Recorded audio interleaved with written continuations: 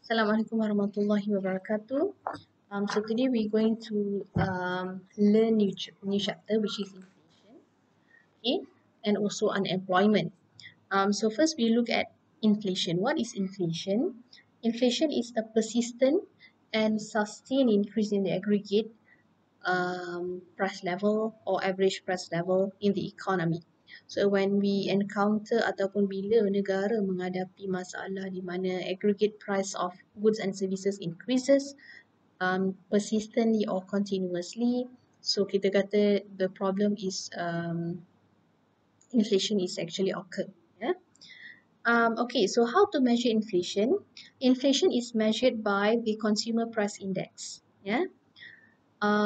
So the consumer price index ataupun kita panggil sebagai CPI is also known as the cost of living index, yeah, because it measures changes in the average price of consumers, goods and services. So CPI dia ada list of the price of goods and services of consumers good lah, ya, dia ada list. Then CPI ni yang measure harga barang, maknanya dia akan menunjukkan harga barang dan dia yang juga akan menjadikan benchmark untuk measure inflation. So how to calculate the inflation rate? Yeah. So dia nak calculate inflation rate adalah CPI current year minus CPI previous year divided by CPI previous year times 100%. Contohnya CPI current year adalah 160.78 tolak 100 bagi 100 darab dengan 100% dapat 60.78. Maknanya dekat sini inflation rate adalah 60.7, which is high lah.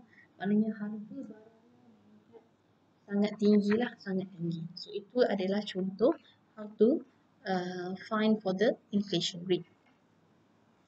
Okay, so after that we're going to look at the degree, it's not degree, kita tengok effect of types of inflation, types of inflation. So there are two types of inflation. The first one is demand pull inflation. The second one is cost push inflation. So what is demand pull inflation? Yeah, the demand pull inflation is caused by increase in aggregate demand, and the cost push pula adalah increase in the cost. Yeah. Okay, so kita tengok dulu demand pull inflation. Demand pull inflation happens when the aggregate demand increases. Yeah. So when consumption increases, when government spending increases, when investment increases, when net export, yeah, which is export minus import increases, then the problem of inflation will happen. Yeah. So when this happens, the aggregate demand will continuously increases, but the aggregate supply remain unchanged. Bila demand increase, supply unchanged, dia akan menyebabkan persistent increase in the price of goods and services. So you can look at figure 14.2, page 429. So this is how we actually explain, and the diagram actually depicts the inflation happens due to the demand pull inflation. So the second one is cost push inflation. So the price increases and inflation happens due to the increase in the cost. Dia boleh disebabkan oleh wage push inflation, di mana when wages of labor increases, yeah, so meaning that contohnya kita peniaga, kita adalah producer, kita ada bekerja, wages increase, then the cost increase. Bila cost increase, price of goods pun akan increase. So ini yang menyebabkan inflation.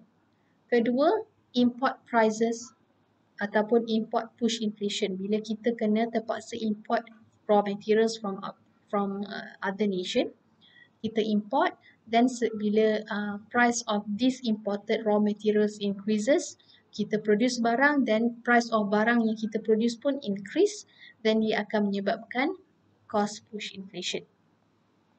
And then boleh juga disebabkan oleh tax push inflation. Bila tax increases, cost pun increase, menyebabkan price of good pun increase, menyebabkan inflation. And then increase in the profit, yeah, profit push inflation. Contohnya producer tu dia ada power, monopoly power. Bila dia ada monopoly power, dia increase price of goods. Then people such as macam kita consumer, kita tak ada pilihan, kita terpaksa membeli pada company ini. Then dia akan menyebabkan inflation yang disebabkan oleh cost. So you can look at figure 14.3 page 432. So di sini ada menunjukkan macam mana ianya terjadilah ya. So aggregate demand static ya, tidak berubah, tapi aggregate supply meningkat dan menyebabkan cost push inflation, price of goods increases. Okay. Right, and then we look at the effect of inflation ya. Apa efek kepada kita semualah ya. Dia punya efek ni boleh dikatakan ya, dia boleh efek kepada dia boleh kata positif dengan negative impact ya. Positive effect dengan negative effect. Contohnya ya,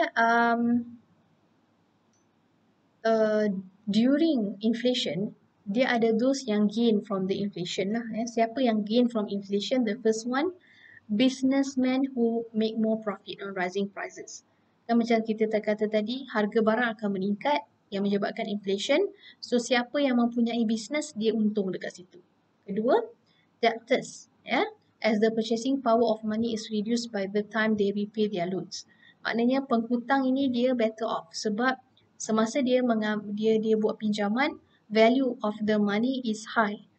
Bila dia kena bayar balik pinjaman, value of money dah kurang. Jadi debtor untunglah sebab masa dia pinjam dia dapat beli barang dengan banyak. Tapi bila dia nak pulangkan balik duit, value duit dah kurang, jadi dia better off lah.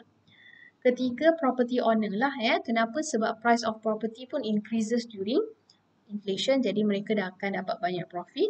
And then shareholder ya, sebab higher dividend ya, disebabkan oleh profit yang meningkat. Okay, loser pula, siapa yang akan terima disadvantage ataupun losers of during inflation ini? The first one, creditor lah ya. Yang tadilah siapa yang memberi hutang, siapa yang memberi pinjaman, pemiutang. So this creditor akan loser lah, akan jadi lose ya. Sebab loss, sebab apa?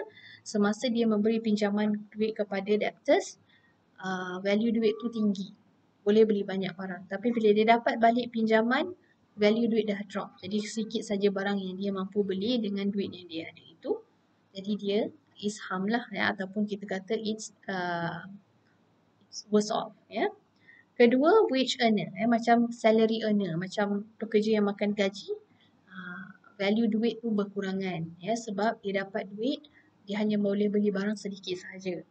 Pensioner pun sama macam tu juga, dan juga saver ya, those yang mempunyai simpanan, interest pada menyebabkan apa, kurangnya